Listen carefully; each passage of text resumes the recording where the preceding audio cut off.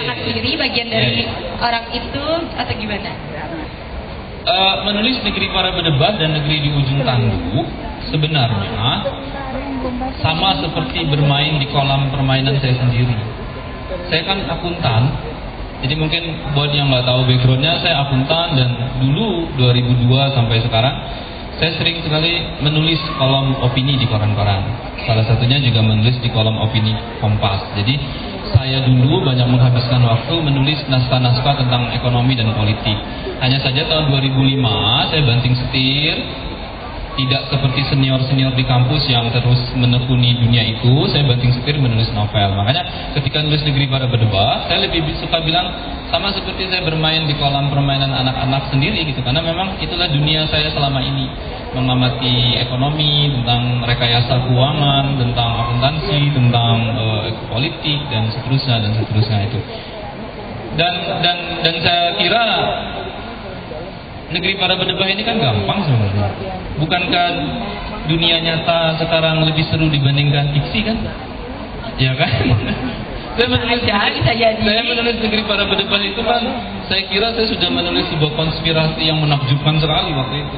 Tapi nyatanya ketika ada ketua Mahkamah Konstitusi ditangkap gitu, saya merasa cerita saya itu kalah canggih dibandingkan cerita nyatanya gitu. Jadi kurang gede gitu orangnya ya. Fantasinya, imajinasinya nggak sesakti itu. Jadi waktu menulis Negeri Para Berdebat itu simply hanya mengamati sekitar, saya gabungkan dengan pemahaman saya sebagai yang selama ini pernah menulis di kolom opini politik dan ekonomi.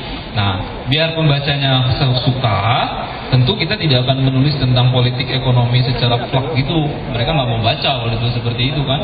Kalian saja menghabiskan bab-bab awal Negeri Para Berdebat saja sudah banyak yang mengeluh kan, nggak ngerti kan isinya kan ya. Banyak banget istilahnya ya. Jadi saya fokus menceritakan sisi yang lebih menariknya, yaitu action. Jadi saya ciptakan karakter Thomas, kejar-kejaran. Pada seru kan baca Thomas, kejar-kejaran. Karena saya juga punya pembaca yang masih usia SMP, SD. Ada saja yang diizinkan orang tuanya baca Negeri Para Berdebat. Ada. Terus ditanya ke dia, "Dik, kamu paham ceritanya?" "Enggak." "Kok dibaca?"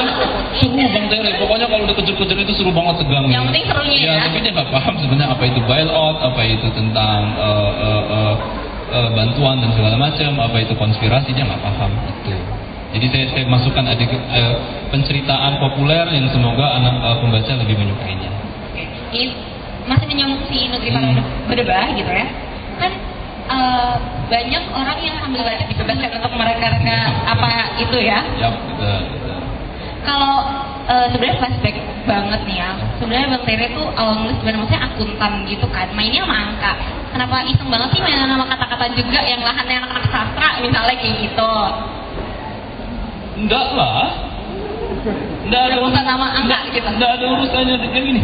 Menulis itu tidak ada korelasinya dengan lahan ataupun dengan mata pencaharian ataupun tidak ada. Semua orang seharusnya berbakat menjadi seorang penulis yang baik. Begitu teorinya. Nah, ada yang melatih kemampuan menulisnya dengan terus-menerus berlatih hingga sampai ke suatu titik yang mungkin menghasilkan produktif dan seterusnya. Ada yang tidak melatih kemampuan tersebut. Saya menulis itu hanya hobi saja. Pekerjaan yang dilakukan paling hanya sehari 1 sampai 2 jam. Kadang pun juga hanya setengah jam. Kadang pun sama sekali tidak menulis. Mungkin ya kalian melihatnya produktif, tapi kalau mau terus terang saja, kalian jauh lebih produktif dibanding saya. Dari segi? Ada yang punya akun Twitter di sini?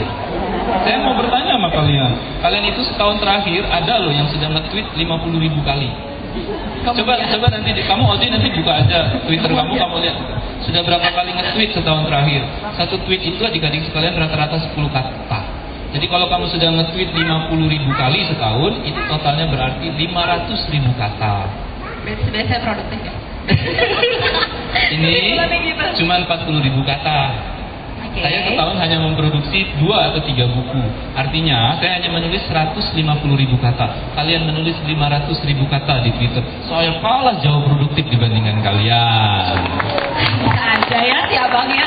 Coba yang lagi buka Twitter live langsung udah disimpan. Itu kan luar biasa, kalau menurut saya. Dia bertanya novel yang bukan terbitan Gramedia. Mohon maaf. Ya. Terus. Iya, salah satu karya Bang Terelie yang menurut saya tokoh-tokoh, apa langsung? Iya. Pokoknya banyak lah. Iya. Cara menghidupkan tokoh-tokoh ya. Cara menghidupkan tokoh-tokoh, kemudian bagaimana membenturkan konflik-konflik yang ada, dan saya menemukan banyak kita dibuat tertawa, kemudian menangis gitu, kemudian ini seperti apa sih kok bisa begini, seperti itu. Terima kasih. Assalamualaikum warahmatullahi wabarakatuh. Langsung. Siapa namanya tadi, Bu? Ira. Kamu pintar masak? Bisa masak? Enggak tuh kayaknya Bang. Di latar Bisa masak? Bisa. Bagaimana cara memasak yang enak? Iya, tergantung bumbunya. Oke. Ada yang bisa masak di sini? Ini pertanyaan saya akan jawab seperti ini saja. Orang yang pintar masak, ketika ditanya bagaimana cara memasak masakan yang enak, maka jawabannya simpel adalah biasanya seperti ini: dimasak-masak saja. Pagi-pagi ketika dia masak, maka persis apa yang dia lakukan adalah dimasak-masak saja. Iris, ditaruh, yang ibu-ibu ketawa di sebelah sini ya. Diaduk, ditaruhlah di mangkok, plok, jadi dan enak rasanya. Iya kan? Yang ibu-ibu tahu kan pasti kan? Nah, orang yang memasak dengan dengan gelas takar, dengan resep masakan, hanyalah orang yang baru belajar masak, atau hanyalah ada di televisi, dan kita tidak pernah tahu apakah masakannya enak atau tidak di televisi tersebut. Tidak ada satupun yang pernah tes. Maka jawabannya adalah bagaimana cara membuat penokohan yang baik, bagaimana cara membuat orang selalu membaca dan tidak pernah bisa berhenti membaca karya kita, ditulis saja. Sebel memang menurut jawabannya. Saya juga sebel waktu saya nanya ke mama saya, bilangnya begitu. Itu artinya, hakikatnya adalah semakin sering kalian berlatih menulis, maka semakin cemerlang kemampuan kalian menulis. Orang yang pintar masak itu cuma satu syaratnya, rajin masak, sering di dapur, maka dia dengan cepat bisa masak apapun. Nanti kalau sudah bertanya lebih detail, tentu sama seperti orang belajar masak, tahu ternyata triknya kalau dikasih begini rasanya jadi begini. Nah itu sama nanti ketika kamu banyak nulis, kamu akan tahu penokohan itu adalah cara terbaiknya menjelaskannya adalah ternyata lewat cerita, tidak dideskripsikan. Bagaimana cara memasukkan biar pembaca itu merasa memiliki penokohan adalah dengan membiarkan pembaca sendiri yang menyimpulkannya seperti apa. Paling simpel adalah, Thomas itu seperti apa sih bentuknya? Tidak ada yang tahu, karena memang tidak saya deskripsikan di Negeri Para Berdebat. Maka setiap pembaca akan punya versi masing-masing dan punya pendapat masing-masing. Itulah enaknya dunia fiksi, meletakkan pemahaman ataupun meletakkan imajinasi itu di kalian. Kalau kalian nonton film seperti nonton film Thor gitu ya, atau nonton film Iron Man, otomatis kalian akan melihat si Iron Man itu adalah si Downey itu. Kalau lihat Thor adalah Chris Hemsworth itu, yang ganteng seperti itu.